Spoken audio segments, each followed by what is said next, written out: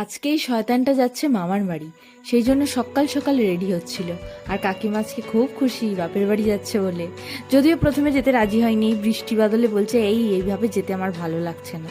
কিন্তু ছোট ভাই তো একদমই যেতে চায় না মামার বাড়ি, সেই জন্য কাকিমা দেখছে এখন রাজি হয়েছে, তাহলে চলে যাই। তবে একটা আমার মন খারাপের ব্যাপার, আমার পার্টনার চলে যাচ্ছে। আমি তো সারাক্ষণ ও বাড়িতে থাকি, আমিও বাড়িতে থাকি, দুজন মিলে খুনসুটি করি, একটু গেম খেলি, কথা বলি। ও চলে যাওয়া মানে আমার পুরোপুরি ফাঁকা হয়ে যাওয়া। আর তারপরে দেখলাম আমার এই গাছটা পিছন দিকে ছিল, গাছে ফুল এসেছে। এখন তো বর্ষার সিজন, তাই রেন লিলিগুলো ফুটবে, এটাই স্বাভাবিক।